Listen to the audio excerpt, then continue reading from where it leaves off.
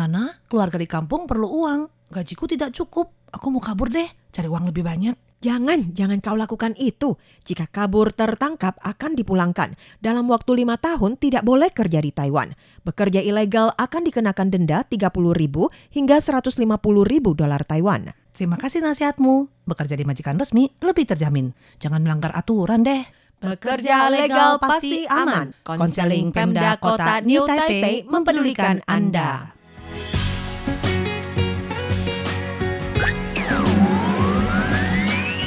Anda masih bersama-sama RTI Radio Taiwan Internasional. Bergabung kembali dengan Radio Taiwan Internasional siaran bahasa Indonesia di hari Kamis ini, maka RTSI dalam acara info kita akan mengudara ke dalam ruang dengar Anda. Seperti biasa, ada saya Yunus Hendri. Dan saya Aditya. Kita berdua akan menghadirkan informasi dan juga berita penting teman-teman ya, ke dalam ruang dengar Anda. Yang pertama adalah mengenai katanya penjualan rekening bank warga asing. Ini melibatkan hampir 70 dari PMA resmi teman-teman ya. Ya, disebutkan jumlah PMA dan juga pelajar asing di Taiwan dari tahun ke tahun ini semakin meningkat ya. Dan juga kelompok ini telah menjadi incaran bagi oknum penipuan untuk menggencarkan aksi mereka. Dan sebagian dari mereka ini akan diiming-iming untuk menjadi kurir uang ilegal atau menjual nomor ponsel dan juga rekening tabungan. Ini menjadi kaki tangan dan juga kasus penipuan uang ilegal atau bahkan pencucian uang teman-teman ya. Menurut data dari Kemenaker hingga akhir September tahun ini untuk jumlah PMA di Taiwan telah mencapai 858.939 orang. Dan juga menurut data dari kepolisian, dalam 3 tahun belakangan mendapati kasus penipuan ini melibatkan warga asing yang menjual rekening bank mereka ini kepada oknum penipuan teman-teman ya. Disebutkan katanya ini sebagian besar melibatkan warga lokal, sedangkan warga asing yang menjual buku rekening bank ini hampir 70%-nya adalah PMA legal teman-teman. Dan juga untuk pekerja hilang kontak dan juga pelajar asing ini mencatat kurang dari 20%. Dan juga dari imigrasi menyampaikan sistem mereka telah dibangun dan juga hampir selesai. Dan juga melalui integrasi sistem dan juga penelusuran komputasi menyediakan informasi real time terkait data warga asing seperti pekerja hilang kontak kepada Komisi Komunikasi Nasional atau NCC dan juga untuk Badan Pengawas Keuangan bertujuan memperkuat pemantauan dan juga pengawasan nomor telepon seluler dan juga rekening bank. Hingga akhir Oktober tahun ini telah menyediakan lebih dari 10,55 juta entry data terkait teman-teman ya. Dan juga dari pihak imigrasi ini menyampaikan Taiwan resmi telah memasuki masyarakat super lansia teman-teman. Dan juga akibat perubahan struktur populasi dan juga kekurangan pekerja, masalah kekurangan pekerja ini menjadi semakin parah dan jumlah PMA terus meningkat teman-teman. Menanggapi aktivitas ilegal beberapa individu yang diiming-imingi oleh oknum penipuan untuk menjadi kurir penipuan atau menjual nomor seluler dan juga buku rekening bank. Oleh karena itu dari imigrasi aktif bekerja sama dengan Kemenaker dan juga kementerian terkait lainnya. Selain melakukan penjangkauan multibahasa melalui berbagai saluran, imigrasi juga telah selesai membangun sistem terintegrasi menyediakan data real-time mengenai warga asing kepada otoritas terkait untuk memperkuat inspeksi dan juga pengawasan teman-teman ya. Dan juga dari imigrasi mengemukakan telah menerapkan mekanisme kerjasama antar kementerian dan juga aktif bekerja sama dengan Kemenaker dan juga Kementerian Pendidikan memperkuat sosialisasi untuk kesadaran publik teman-teman ya, mencegah penipuan dan sanksi ini ya bagi PMA dan juga pelajar asing teman-teman. Tentunya upaya ini adalah untuk memerangi penipuan dan juga melindungi aset publik. Betul. Jadi berita ini juga sempat kita post ya di media sosial kita, baik di Facebook ataupun di Instagram. Dan yang bikin mengejutkannya ternyata ada juga nih teman kita dari RTISI yang katanya itu temennya salah satunya yang mana kena tipu dan kena kasus pencucian uang.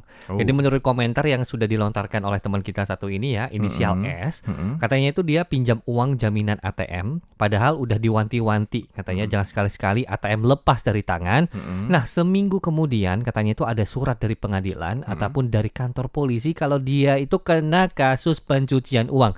Dan katanya sampai komentar ini dilontarkan ya beberapa hari yang lalu, lagi nunggu sidang saat ini. Jadi maka dari itu ya jangan karena keuntungan semata ataupun mungkin karena ya jebakan-jebakan Batman seperti itu ya, janji-janji manis seperti itu, jangan Tergiur ya. pokoknya jangan tergiur karena kalau udah langsung dilepas itu ATM-nya mungkin ya ini surat sidang digantinya ya teman-teman ya. Betul ya. Ini juga kita ingat juga ya teman-teman kita juga banyak sekali yang dahulu itu mengatakan ya kalau ada orang yang menawarkan ini ya bahkan hingga ratusan ribu dolar Taiwan ya Kak Adit ya untuk menjual rekening mereka teman-teman ya. Ini juga bukan merupakan penawaran yang baik teman-teman ya. Ya. Dan jangan Anda pikir Anda sudah pulang ke Indonesia dan juga Lepas gitu mungkin aja nggak ya. ada yang tahu begitu ya. Tapi ketika Anda kembali ke Taiwan lagi atau mungkin jalan-jalan ke Taiwan di masa mendatang, maka ada kemungkinan ya nama Anda ini sudah di blacklist atau bahkan tercatat teman-teman ya, Ya. sebagai pelaku kejahatan. Ya, jangan sampai nanti ketika Anda menginjakan kaki kembali ke Bandara Internasional Taoyuan, nggak taunya langsung kena borgol ya sama Oh, pihak iya. imigrasi. Ini ada kemungkinan karena Wanted namanya ya. sama gitu kan ya. Sudah Karena namanya blacklist. udah di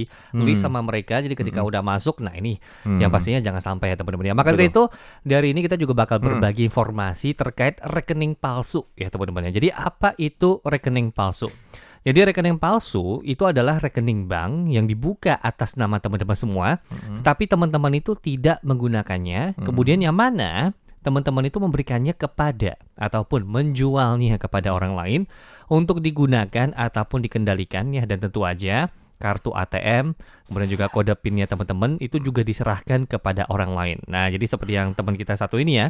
Dan biasanya orang yang menggunakan rekening Anda itu adalah sindikat kriminal ya, yang mana mereka itu menggunakan rekening teman-teman semua untuk mentransfer uang masuk ya dan keluar juga nih demi menghindari penyelidikan pihak bank dan polisi. Dan karena nama pada akun rekening itu masih milik Anda, sehingga otomatis ujung-ujungnya Pak D ataupun polisi bakal mencari Anda ya teman-teman ya. Jadi jangan pernah menganggap sepele ya, karena ada risikonya juga ya. Jadi waspadalah, jangan sampai menjadi kaki tangan penipuan ya teman-teman ya. Sekali lagi nih, jikalau teman-teman semua menjual rekening, kartu ATM, dan juga kode PIN teman-teman semua kepada orang lain, ataupun membuka rekening untuk digunakan kepada orang lain, maka rekening Anda bakal menjadi yang namanya rekening palsu tadi. Dan orang-orang yang tertipu itu bakal mentransfer uang ke rekening palsu Anda sesuai dengan petunjuk komplotan dari sang penipu ini. Dan komplotan penipu kemudian bakal menggunakan kartu ATM dan kode PIN Anda untuk menarik semua uang tersebut ya. Yang berarti apa? Yang berarti teman-teman semua secara tidak langsung telah membantu komplotan penipu untuk menipu orang ya. Dan teman-teman juga telah melakukan kejahatan penipuan. Dan maka dari itu ya, kita harus tahu ya namanya akibat serius dari penjualan rekening tadi. Yang pertama, sekali lagi ya, otomatis kita udah menjadi yang namanya kaki tangan penipuan dan bakal menghadapi tanggung jawab pidana secara nggak langsung ya teman-teman ya. Yang mana teman-teman dapat ditangkap, kemudian juga dipenjara, mungkin 1 tahun sampai 10 tahun penjara. Ya 10 tahun itu bukan Waktu yang cepat ya teman-teman ya. Dan teman-teman nggak bakal dapat kembali ke kampung halaman selama periode ini. Kemudian bakal dideportasi setelah selesai menjalani hukuman. Nah, jika teman-teman itu tidak bisa bekerja mencari uang di Taiwan, nah sekarang pertanyaannya, bagaimana nih dengan kehidupan keluarga teman-teman semua yang ada di kampung halaman? Nah, maka dari itu harus dipikirkan baik-baik ya. Kemudian kedua, semua rekening bank Anda itu bakal dibekukan dan bakal sulit mendapatkan pinjaman ataupun kartu kredit ya teman-teman ya. Jadi biar teman-teman dapat menarik uang, itu juga bakal ada yang namanya batasan jumlah yang dapat teman-teman tarik setiap kalinya per harinya gitu teman ya. Kemudian ketiga, otomatis teman-teman itu bakal dikenakan sanksi pidana dan juga memiliki catatan kriminal ya, otomatis sehingga bakal sulit nih bagi teman-teman semua untuk datang lagi ke Taiwan.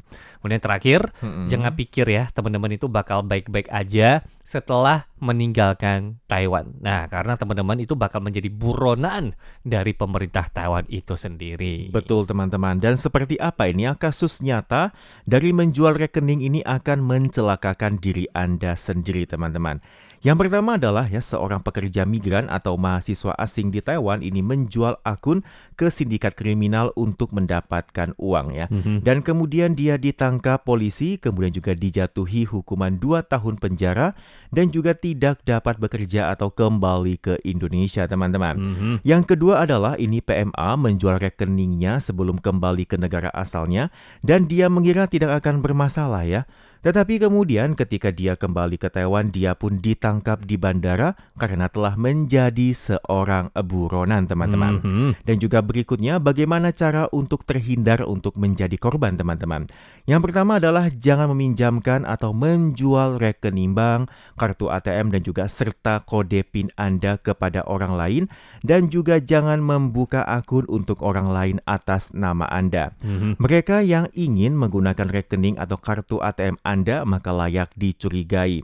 Yang kedua adalah jika seseorang, tidak peduli Anda kenal atau tidak, meminta Anda untuk membuka rekening atau mentransfer uang ya, berapapun imbalan yang akan dia berikan untuk Anda, langsung ditolak, teman-teman ya. Jangan serakah dan juga jangan sampai tertipu. Yang ketiga adalah jika Anda menemukan ada aliran uang yang tidak jelas ini masuk atau keluar dari rekening Anda, maka segera hubungi bank dan polisi. Yang keempat adalah lindungi diri Anda dan juga keluarga Anda. Dan ingat teman-teman ya, jangan jual rekening Anda, teman-teman ya. Lindungi diri Anda dan juga jangan menjadi kaki tangan penipuan. Yang pertama adalah ya, menjual rekening bisa merugikan orang lain dan juga diri Anda sendiri dan bahkan mungkin menghancurkan hidup Anda. Yang kedua adalah jika rekening Anda ini menjadi rekening penipuan, maka bank akan memasukkan Anda ke dalam daftar blacklist, teman-teman ya, daftar hitam, sehingga Anda tidak akan bisa menarik uang, mengajukan pinjaman dan juga mengajukan kartu kredit kembali. Yang ketiga adalah komplotan penipu mendapatkan uang dan Anda akan masuk penjara, teman-teman ya. Tentunya itu tidak layak. Yang keempat adalah menjual rekening sama dengan membantu komplotan penipu mencuci uang, sama dengan mungkin akan ditangkap dan juga akan dijebloskan ke dalam penjara. Yang kelima adalah Anda hanya mendapatkan beberapa ribu dolar Taiwan dan juga penipu ini akan mendapatkan jutaan dan Anda yang sial. Betul, dan sekali lagi ya, maka dari itu yuk kita bersama-sama mengenal apa itu kaki tangan penipu ya teman-teman ya. Jadi yang pertama, jikalau teman-teman itu membantu komplotan penipu menggunakan kartu ATM gitu ya, ataupun mungkin kode PIN orang lain gitu untuk menarik uang, ataupun membantu mereka nih dalam mengumpulkan uang dari orang lain dan kemudian menyerahkannya kepada orang lain, maka teman-teman itu telah menjadi yang namanya kaki tangan penipu. Nah, itu yang pertama. Kemudian kedua, jikalau teman-teman itu membantu komplotan penipu mengumpulkan uang yang mereka tipu, meskipun mereka semua ya itu semua uangnya itu udah diserahkan kepada komplotan penipu tersebut, tapi teman-teman itu tetap dianggap telah melakukan penipuan dan juga pencucian uang, dan polisi juga bakal tetap mencari Anda ya teman-teman ya. Kemudian ketiga, kaki tangan penipu itu mudah ditangkap oleh polisi, sehingga komplotan penipu itu bakal meminta teman-teman semua untuk membantu mereka dalam mengumpulkan uang, dan alhasil komplotan penipu yang mendapatkan uang dan kitalah ataupun Andalah yang ditangkap polisi, yang mana kita juga harus mengembalikan uang tersebut kepada orang yang ditipu ya. Jadi hati-hati ya teman-teman ya, karena mungkin teman-teman semua bakal kehilangan segalanya. Jadi yang pertama, menjadi kaki tangan penipu bukanlah hal yang sepele ya, karena itu adalah tindak pidana serius yang mana itu dapat mengakibatkan hukuman penjara antara 1 sampai 7 tahun dan harus melakukan ganti rugi yang besar ya. Kemudian kedua, jikalau korban penipuan itu menuntut Anda, maka pengadilan itu bahkan dapat menyita harta teman-teman semua sebagai ganti rugi kepada sang korban. Kemudian ketiga ya, bahkan jikalau teman-teman itu telah menggunakan uang itu untuk membeli rumah, mobil, ataupun menjualnya kembali kepada orang lain, pemerintah itu masih dapat mengejarnya kembali dan kita pun tidak dapat kabur dari tanggung jawab kita. Betul teman-teman, ada juga beberapa kasus nyata teman-teman ya. Yang pertama adalah seorang mahasiswa asing membantu komplotan penipu ini menarik uang dari ATM, kemudian tertangkap oleh polisi ya. Ia tidak hanya dikeluarkan dari sekolah dan diadili dan juga harus mengembalikan uang kepada korban bersangkutan. Yang kedua adalah ini PMA ya, mendengar ini bisa mendapatkan uang dengan cepat begitu ya. Membantu komplotan penipu menagih uang kepada orang lain, yaitu orang memberikan uang tersebut sebenarnya adalah korban penipuan. Lalu mereka akan tertangkap polisi dan hasilnya mereka ini tidak hanya dipenjara, tetapi juga tidak dapat kembali ke negara asal, teman-teman ya. Bahkan nggak bisa bekerja lagi dan sehingga membuat kehidupan seluruh keluarga ini menjadi sangat sulit. Yang ketiga adalah turis asing ya, melihat iklan di internet begitu ya, yang berisi pekerjaan jangka pendek di Taiwan bisa mendapatkan gaji yang tinggi dengan pekerjaan yang gampang dan juga tiket gratis ke Taiwan, teman-teman. Tetapi mereka nggak tahu nih kalau mereka telah berhadapan dengan penipu ya, dan juga HP, paspor mereka juga akan disita. Sehingga mereka ini nggak bisa menghubungi keluarga dan teman-temannya, teman-teman. Dan juga pekerjaannya adalah membantu penipu mengumpulkan uang. Dan setelah uang ini terkumpul, teman-temannya hingga jumlah tertentu, baru bisa mengembalikan paspor mereka dan juga mengizinkan mereka pulang ke kampung halaman. Tetapi ketika mereka tertangkap polisi, maka mereka nggak bisa pulang ke Indonesia, teman-temannya, bahkan tidak mendapatkan sepeser pun uang dan juga harus menghadapi proses hukum serta masalah ganti rugi. Betul, maka dari itu ya sekali lagi nih teman-teman, kami ingin mengingatkan ya untuk menjaga ataupun menyimpan data pribadi Anda dengan baik ya. Sekali lagi sekedar mengingatkan kepada teman-teman semua, dokumen pribadi itu harus disimpan dengan baik dan juga jangan sembarangan untuk memberikan data-data pribadi teman-teman semua kepada orang asing, apalagi yang nggak dikenal ya. Bahkan yang dikenal juga harus hati-hati ya, karena kita nggak tahu nih apa yang namanya orang gitu ya. Betul ya. Jadi selain itu barang-barang berharga teman-teman semua juga harap disimpan dengan baik dan juga harus memperhatikan beberapa hal berikut. Jadi yang pertama, jangan menandatangani dokumen apapun yang tidak ada diterjemahkan ke dalam bahasa Indonesia ataupun dokumen yang tidak dimengerti, misalnya surat hutang ataupun surat pernyataan. Kenapa? Karena begitu teman-teman semua tanda tangan biliet giro yang enggak jelas ya, ataupun surat hutang ataupun dokumen-dokumen lainnya, maka teman-teman semua harus bertanggung jawab untuk membayar pinjaman secara hukum. Nah, padahal nggak tahu apa-apa, niatnya bantu temen, nggak taunya kita yang harus membayar hutang. Ya rugi siapa? Sial Kita, ya. gitu ya. Kemudian kedua, jangan memberikan buku tabungan, kartu ATM, stempel, paspor, kode PIN, ataupun kartu apalah kayak gitu ya, ataupun kartu ARC Anda, serta barang-barang pribadi lainnya kepada orang lain. Kenapa? Begitu teman-teman memberikan buku tabungan, stempel, ataupun kartu ATM kepada orang lain, nah uang di rekening teman-teman itu bisa diambil oleh orang lain ataupun mungkin bakal digunakan untuk menipu orang lain. Kemudian nanti ketika udah ditangkap oleh Pak D, kelacak juga nih nama kita, yang sial siapa lagi? Kita lagi juga, ya teman-teman ya. teman-teman. Oke, itu yang kedua. Kemudian ketiga, jangan sembarangan percaya dan juga mengikuti permintaan orang lain untuk pergi ke bank dan juga melakukan pengurusan pinjaman. Ya, jadi begitu teman-teman mengurus yang namanya pinjaman bank, otomatis kita itu harus bertanggung jawab untuk membayar pinjaman tersebut secara hukum. Ya, jadi ingat harus hati-hati. Kemudian terakhir, yang keempat itu adalah jangan membiarkan majikan itu melakukan pemotongan biaya agensi dalam negeri dan luar negeri dari gaji teman-teman semua. Jadi teman-teman itu dianjurkan untuk mengurus sendiri tuh yang namanya pembayaran biaya agensi dalam negeri dan juga luar negeri, itu untuk mencegah terjadinya perselisihan ataupun mengalami potongan tambahan ya. Jadi hari ini semuanya itu ada kaitannya dengan data-data pribadi.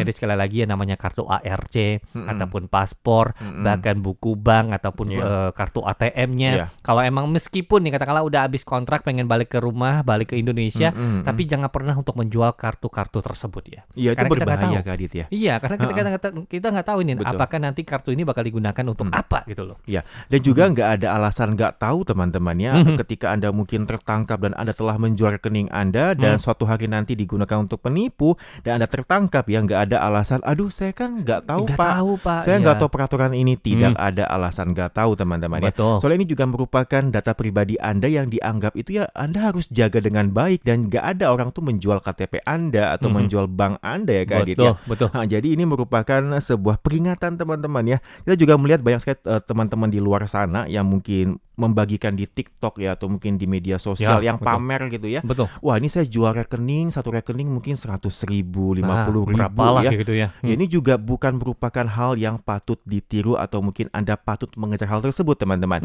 Dan juga nomor rekening juga Anda jangan jual ya, nomor ponsel Anda juga Anda jangan jual. Ini juga menjadi tanggung jawab pribadi. Betul. Jadi semua itu adalah dokumen-dokumen yang penting ataupun data pribadi yang sangat penting, maka dari itu harus disimpan dengan baik. Dan jikalau tidak pengen menggunakannya kembali, kembali.